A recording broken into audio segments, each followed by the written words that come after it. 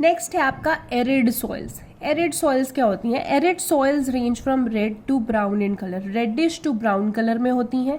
They are generally sandy in texture and saline in nature. जैसे कि राजस्थान जैसे areas में, डेजर्ट एरियाज में जो आप सॉइल देखते हो वो बहुत ही रेतीली होती है, सैंडी इन टेक्सचर होती है, एंड इनकी जो नेचर होती है वो सलाइन होती है। इसमें सेलेनिटी इस सॉइल की ज्यादा होती है। In some areas the salt content is very high and common salt is obtained by evaporating the water. मतलब इतना इसका सलाइन कंटेंट होता है कि कुछ एरियाज में तो अगर पानी इवेपोरेट कर ले, ऐसी सी सॉइल ये होती है, इतना ज्यादा सॉल्ट निकलता है, तो कॉमन सॉल्ट हम ऑब्टेन कर सकते हैं due to evaporation. Due to dry climate, high temperature, evaporation is faster and soils lacks humus and moisture.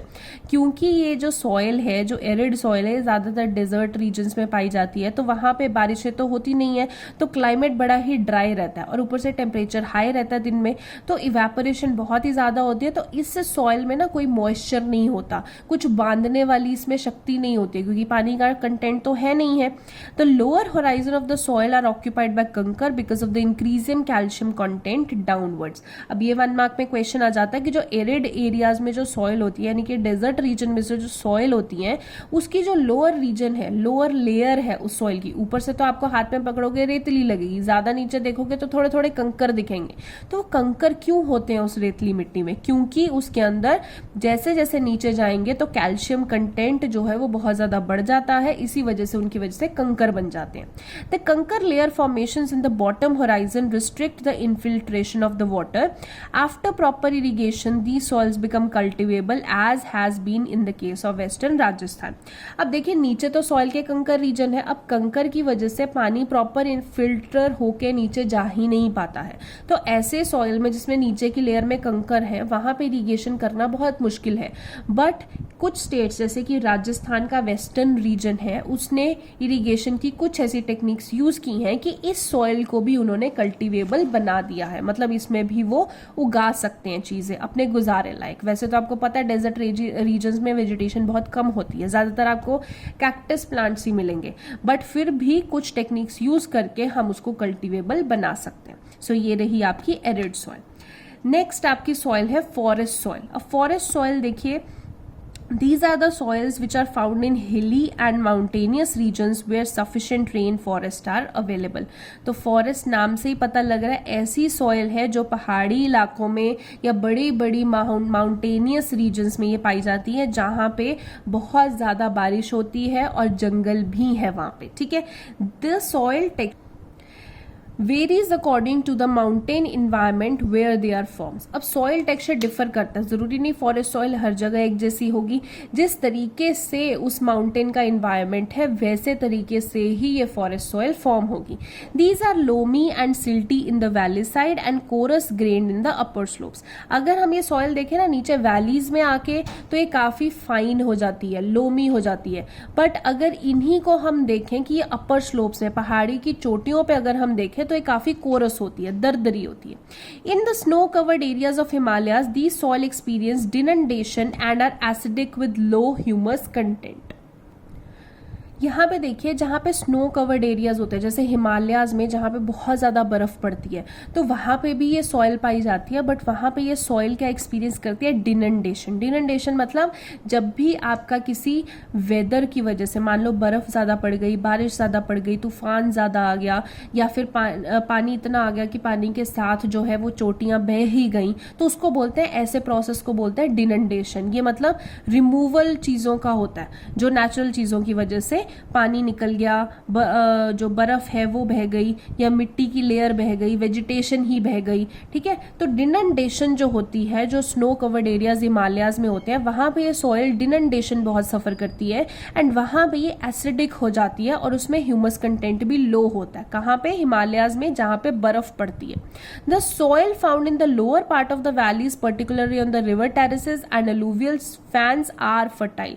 But यही सॉइल जो फॉरेस्ट सॉइल है, अगर हम रिवर की बाउंड्रीज पे आ जाएं, वैलीज के बिल्कुल लोअर पोर्शन पे आ जाएं, तो वहां पे ये सॉइल बहुत ही फर्टाइल हो जाती है। ठीक है, so these were your types of soils. I hope आपको एक एक टाइप अच्छे से समझ में आई हो। फिर भी कोई डाउट है तो प्लीज आप उसको मुझसे पूछिए। Last topic of your chapter is soil erosion and soil conservation. इसमें से भी आपको क्वेश्चन आता ही आता है कि आप सॉइल इरोजन से या तो कुछ पूछ लेंगे 1-2 मार्क्स का, या सॉइल कंजर्वेशन से। तो पढ़ते हैं, the denudation of the soil cover and subsequent washing down is described as the soil erosion. मतलब ये आप डेफिनेशन एक तरीके से लिख सकते हैं सॉइल इरोजन की। डिनंडेशन ऑफ सॉइल कवर मतलब सॉइल जो है, मिट्टी की टॉप लेयर बह जाना, और सब्सिक्वेंट वॉशिंग डाउन, बार बार उस लेयर का वॉश डाउन होना, उसको हम क्या बोलते हैं, सॉइल इरोड हो गई। जैसे जहां पे बहुत ज्यादा पेड़ नहीं होते हैं, पेड़ों की जड़ें जो है वो मिट्टी को बांध के रखती हैं, बट अगर पेड़ उखड़ जाएं तो क्या होगा, वो मिट्टी नहीं बंधी हुई, अगर पानी आएगा या तेज हवा आएगी तो वो सॉइल बह जाएगी, तो उसको बोलते हैं soil erosion. The process of soil formation and erosion go on simultaneously and generally there is a balance between the two. Soil बनने के प्रोसेस में और सॉइल बहने के प्रोसेस में हमेशा एक बैलेंस बना रहता है। Sometimes this balance is disturb due to human activities, जैसे कि डिफॉरेस्टेशन हम कर देते हैं, पेड़ उखाड़ देते हैं, या ज्यादा ग्रेजिंग कर दी, या कंस्ट्रक्शन माइनिंग वर्क कर दिया, या फिर कुछ नेचुरल फोर्सेस ही आ गई, जैसे कि बहुत ज्यादा तूफान आ गया, ग्लेशियर्स हो गए, या बहुत ज्यादा पानी हो गया, इसकी वजह से सॉइल इरोड हो गई। बट इसके अलावा वैसे नेचर जो है वो बैलेंस मेंटेन करके रखती है सॉइल बनने में एंड सॉइल इरोड होने में। बट ह्यूमंस हम कुछ ना कुछ ऐसे काम कर देते हैं जिसकी वजह से आज की डेट में सॉइल ज्यादा इरोड हो रही है। इसीलिए आप देखोगे माउंटेन रीजन्स में बहुत ज्यादा जो लैंडस्लाइड्स हैं वो हो जाते हैं, क्योंकि अब पेड़ उतने रहे नहीं कि मिट्टी को बांध के रखें। The running water cuts through the clayey soils and make deep channels as gullies। ये आपको 1 मार्क में आ जाता है कि what do you mean by gullies। गलीज का मतलब देखिए, जब पानी ऊपर बहता है ना, पहाड़ों से नीचे बह रहा है, बहुत तेजी से बह रहा है, तो वो क्या करता है, मिट्टी को काट देता है, क्लेई सॉइल्स के बीच में कट्स बना देता है, और वो कट्स क्या है, डीप चैनल्स बन जाते हैं लगातार पानी के बहने से। तो वो जो कट्स होते हैं, जो चैनल्स होते हैं, उनको हम गलीज बोलते हैं। The land become unfit for the cultivation and is known as a bad land.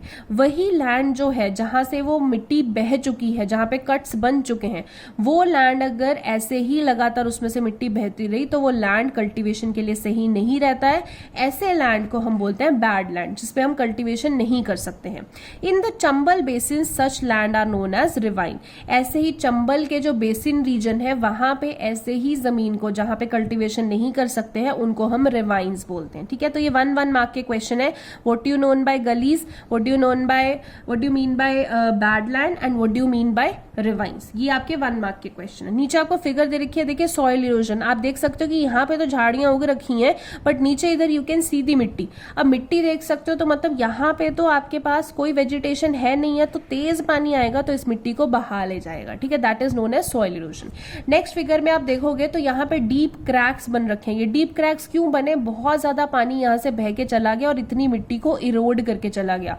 तो ऐसे जब क्रैक्स बन जाते हैं तो इसको हम गलीज बोलते हैं, और ऐसी इरोजन को हम गली इरोजन बोलते हैं। ठीक है, sometimes water flows as a sheet over the large areas down the slope. In such cases the top soil is washed away, this is known as sheet erosion. अब गली इरोजन में तो ऐसे deep channel बन गए, इसलिए हमने बोल दिया कि गली इरोजन होगी। बट कई बार क्या होता है, पानी इतनी तेजी से आ रहा है कि एक सॉइल के ऊपर पूरी परत ही उड़ा के ले गया, तो ऐसे जब पूरी टॉप सॉइल ही वॉश अवे हो जाती है, ऐसी इरोजन को हम शीट इरोजन बोलते हैं। ठीक है, एक पूरी परत उड़ जाती है उसमें।